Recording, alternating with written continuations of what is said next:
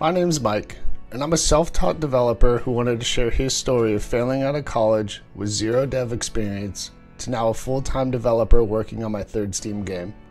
I'll go over how I got started, the challenges I faced, and at the end, share some of the realities that I've found as a solo developer.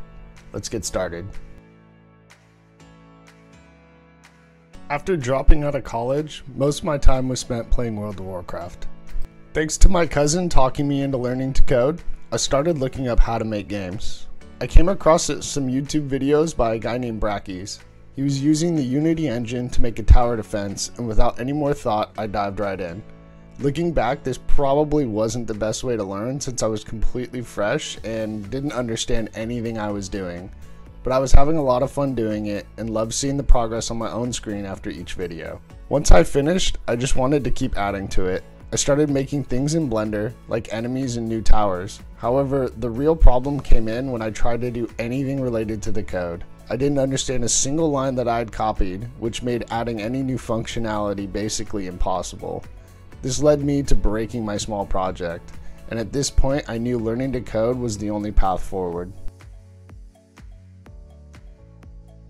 It was time to take some real classes on game dev, so I started looking at Udemy courses. I found a highly recommended video, Learn to Make Games by Ben Tristan, and I started my courses. Since I was working full-time in construction, sometimes 60 to 70 hours a week, it did take me about 5 or 6 months to finish the course, but I was having a lot of fun. You make a lot of small projects and you really learn the basics of Unity and the many features it has. I really enjoyed adding something of my own to each project. Completing this course drastically increased my Unity knowledge, but I still had a lot to learn. After completing the courses, I thought, okay, I'm ready to make a game. This proved to be a lot harder than I thought. My first attempt was a mobile game where you control a snowball rolling down a hill, using the tilt on your phone to dodge different obstacles. I ran into a lot of issues, so I decided to keep trying to make a bunch of different things. I made all sorts of random things, from trying to set up an FPS game to RPG games and whatever the hell this game was. I was having tons of fun making all these, but I was becoming way too reliant on looking at old code and Google searching how to basically code anything else. I needed to start learning how to really use C# if I was going to actually make something truly unique. LeetCodes was a massive help for me. Although it really doesn't teach you anything about game development, understanding C# on a much deeper level was super important. At the start, I couldn't even do an easy solution. It was very frustrating, and this is where the first set of doubts came into my mind. Pushing through, I just continued to attempt them, and after giving myself enough time, I would look up the solutions. I would study every aspect of how to actually solve them and what methods were used. I became very determined, and it started to become somewhat of a game to me, and that made me start enjoying the process. I did this for about 8 months straight, and by the end of it, I was becoming super confident. I could solve several solutions in a single session and racked up close to 200 solved problems. This was the biggest influence to increasing my knowledge of C#, and I really do recommend it no matter what your ambitions for coding are. Moving forward, I wanted to truly make an attempt at an actual full-size game.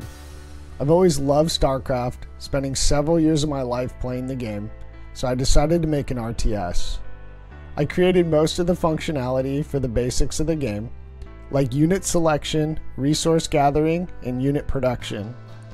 I then thought it would be really cool to have a challenge mode, where you are given a set amount of resources to spend on a unit draft. You'd get to pick from a variety of units that have their own strengths and weaknesses, and try to counter the opposing team with unit selection and micro. I made about 25 different levels with a few boss fights. These boss fights were inspired from World of Warcraft raid bosses, and I thought they were really cool and challenging. I spent about 10 months making this game, and honestly, I wish I would have continued on the project to a full release. But there were some issues, and I learned a lot from my mistakes. One of the biggest issues is that I didn't really have a clear vision for the game, and I was drastically overcomplicating it, which led to me getting pretty burnt out. It also had some foundational issues with how I structured the game, and was going to take way too much time to fix everything. One day, I would like to revive this game though. I learned so much from this project, and it really helped me prepare for my next game, which ends up being my first Steam release. Around this time, I got my first VR headset, the Oculus Rift. I was having a lot of fun playing this and punching all sorts of things in my room. So I decided I'm gonna make a VR game. This ended up being a whole new animal to conquer, but messing around a bit, I started to get a character controller working and was able to pick things up and move items around. I really enjoyed the Big Buck Hunter game from the arcades, and of course thought about Duck Hunt, but in VR. With the idea in mind, it was time to start creating. I ran into so many issues creating this game, from poor weapon handling to getting the player controller set in the proper spots, and animals just acting ballistic.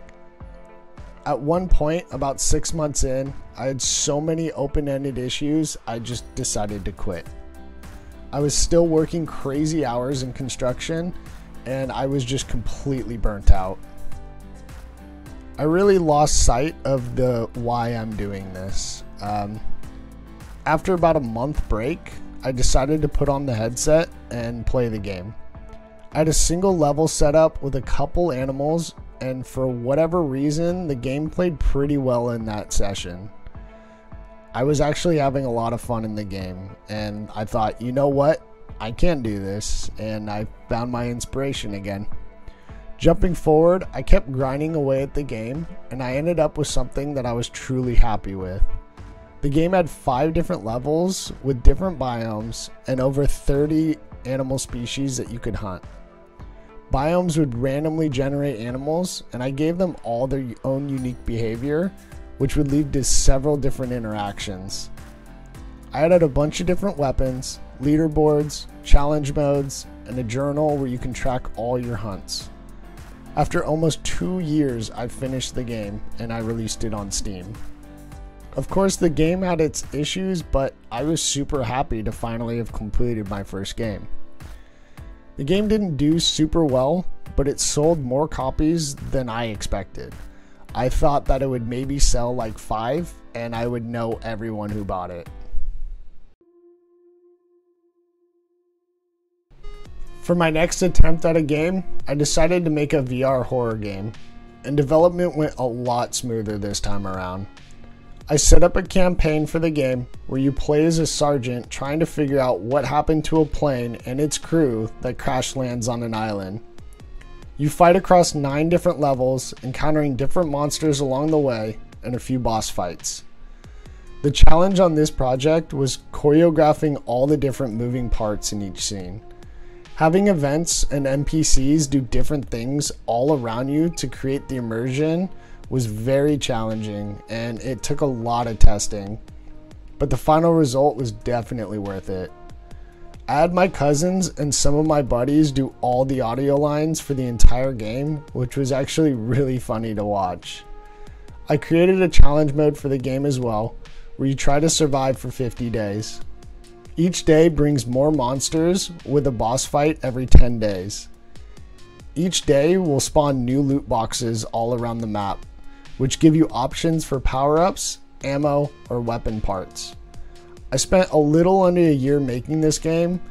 I had planned a lot of it from the start, which really helped in production.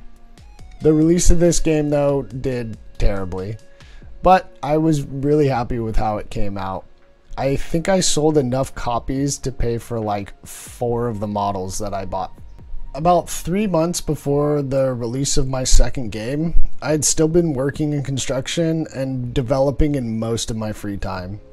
I was coming up on 6 years of my journey, and it was coming to a point where I just couldn't do both anymore, nor did I want to. I had saved up a good bit of money to try and give myself the longest runway I could.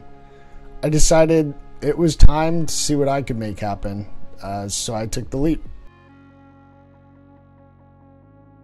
The main priority once I did quit was to continue working on A Terrible Place and get it released so that I could start focusing on the next game. It took about 3 months of full-time dev work to get the game fully ready for release. Sadly, as I said before, the game was a pretty big flop. Initially, I was pretty bummed out and was a little worried that I maybe shouldn't have quit my job. I did think the game would do a lot better than my first one, so I took a big step back and looked at why the game failed and just tried to learn as much as I could from my mistakes. There were a lot of things I could have done, like improved some of the gameplay and a bit of the visuals, but after licking my wounds, it was time to plan for the next game. With VR taking a little bit of a dive and people being less interested in it, I decided to shift over to making a PC game. I also decided whatever my next project would be is I needed to make devlogs. And that brings us to the current project, Wildkins. I spent about a month thinking of different ideas and concepts.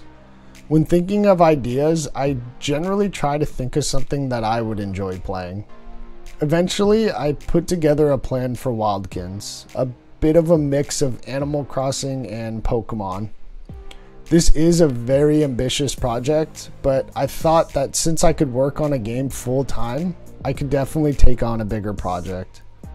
The core of the game is battling different monsters you raise called Wildkin. You explore different areas to take down bosses with strategy and bringing the right team. I'm not going to go too much into detail since I have been devlogging the entire creation of this game, which I definitely encourage you to check it out if this interests you.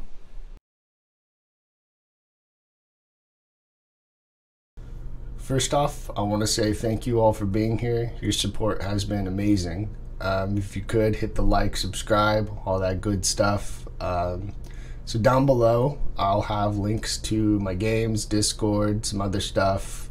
I'm still working on the Discord, but I will improve on it. So let's talk about my start to game dev. It was not the normal. This is just how I chose to learn. I'm sure there's a bunch of different ways to go about it. I'm sure mine wasn't the best. This is just how I did things to keep myself motivated and to just continuously try to learn things. You really got to stay motivated. There's so many different hats for you to wear. There's so many things to learn.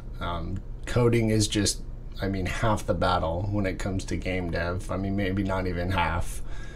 It definitely helps you do some pretty cool things, but nowadays there's methods where you don't even need to code and make games. There's just a lot of hats you have to wear, from level design to setting up animators to sound and all of that.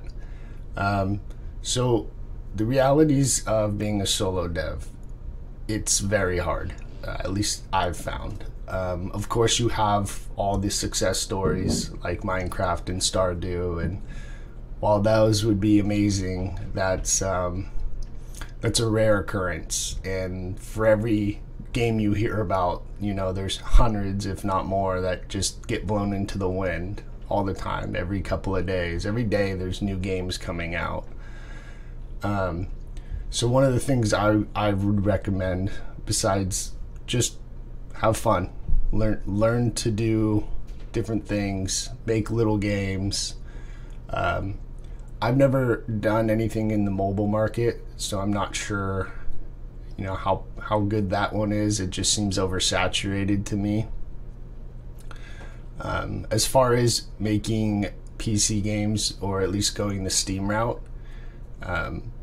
Steam does take a good size cut and by the time you are done paying taxes and everything and that, you really do have to hit quite a mark for selling games. Now, depending on how much you charge and everything, you do have to sell quite a bit of copies. You figure you spend a year making a game, right? Now you have to make a year's salary from that one game.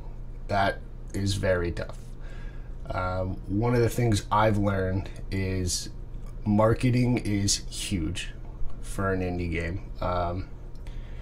You don't really have the large budget as AAA studios and all this. YouTube is a great path for that. I've found that YouTube is also kind of challenging. I'm still learning the ropes on that.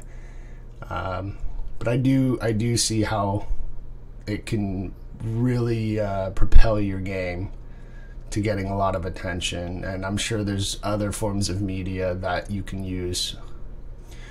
So I'll be honest with you guys, to this day, I'm still not in the green from all the profit from my games. I think they maybe have paid off the assets that I bought for the game, and that's been about it. I still love what I'm doing. I've become a caliber of developer that I used to just dream about when I first started, and I still love every minute of it. I don't ever see myself not being a game developer. You really should just get into game dev if you love doing it. I used to love playing games, so making games was extremely fun for me. It's stressful, but if you don't worry too much about the money-making part of it, it is a lot of fun, and there are a lot of opportunities you can have outside of just trying to make solo-made games or indie games. You get to take your imagination and create something special from it, and I think that's really fun and important. So anyway, with all that being said, I want to thank you guys again for being here, and see you guys on the next one.